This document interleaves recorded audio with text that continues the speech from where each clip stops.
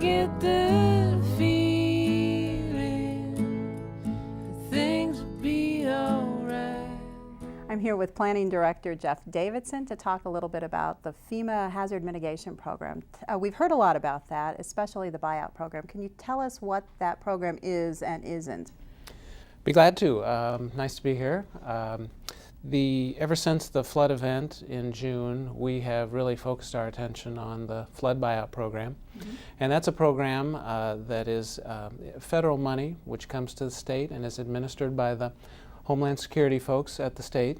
And what we are hoping to do is access that program for people who are impacted by the flood in 3 specific neighborhoods: the Parkview Terrace neighborhood, the Idlewild neighborhood, and the Taft Speedway neighborhood, to the greatest extent possible, and that of course has been at the City Council's direction. The buyout program has multiple layers of government involved and very specific timelines. And a lot of people have wondered about how this all works. I mean, there's floodplains involved. How much funding, do we know about the funding of this yet? Well, we're all waiting to see how it works, of course, because it's something that we really have not too much familiarity with. We're all going to find out. The idea behind the program is to reduce flood hazard to the greatest degree possible, and I think that's important for people to understand. It's maybe unfortunately not to try and make people who have been victimized by the flood whole again. We hope that happens to the greatest degree possible, but that's not the focus of the program. The focus of the program is to take areas that have flood hazard and try and reduce that hazard.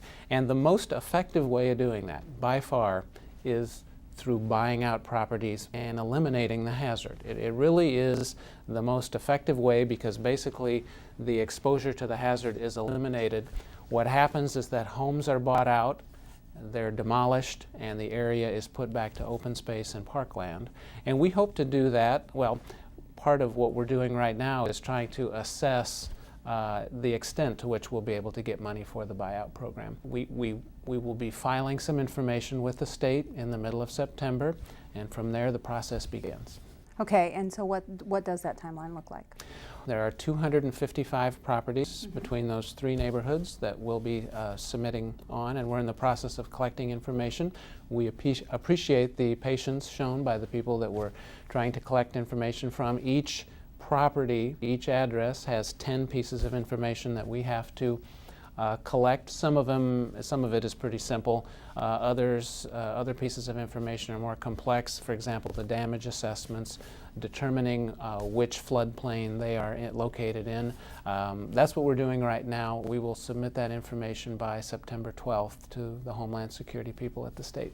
Okay, and then after September 12th, what happens? Well, after we submit the notice of interest to the state, they will receive notices of interest from everyone in the state who hopes to access the program. And of course, there were a lot of places impacted throughout the state, and will be accessing the program. We know that. They will take approximately 2 months to look at the statewide requests for property buyouts, and then hopefully by the end of October, the first part of November, they will invite us formally to apply to the program if they feel like we should be eligible. Okay. And so what are property owners doing in the meantime as they wait to hear about if they'll be bought out? We know it's frustrating for property owners because everybody wants to move forward as quickly as possible, and unfortunately this is a very deliberate process and it doesn't happen overnight. We are moving as quickly as we can. In the meantime, people need to make decisions about their property, getting it ready for winter, of course. Some of the properties may be with a little bit of work inhabitable, and so that people can live in them for the duration of time before we find out about the buyout program specifically.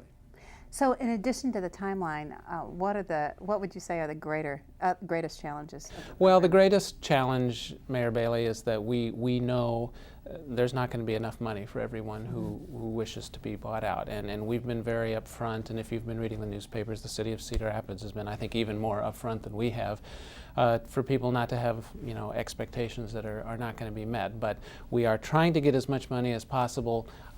We know that there is a distinction made between properties that are in the 100-year floodplain and the 500-year floodplain, and that properties in the 100-year floodplain, and we have a mix of properties that will be requesting buyout funds for. But we know that the properties in the 100-year floodplain are going to get higher priority. That will then beg some issues for us for the properties that do not receive buyout funds.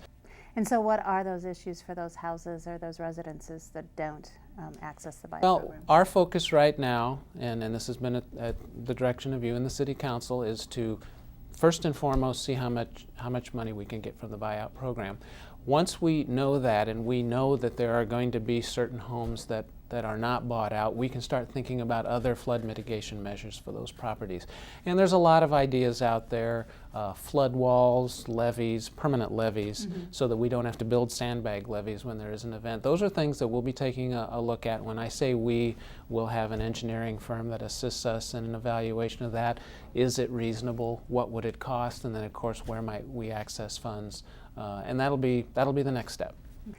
Well, thanks so much for being here today. I know your department has worked very hard on flood recovery and will continue to do so, especially with the buyout program. So we appreciate you taking the time to be here today. Pleasure to be here. Thanks. We hope that this episode of At Home in Iowa City has helped to get you up to speed on the most recent flood recovery efforts. As you learned today, this is going to be a long and involved process. So stay tuned to City Channel 4, where important recovery meetings, seminars, and public service announcements are constantly being updated.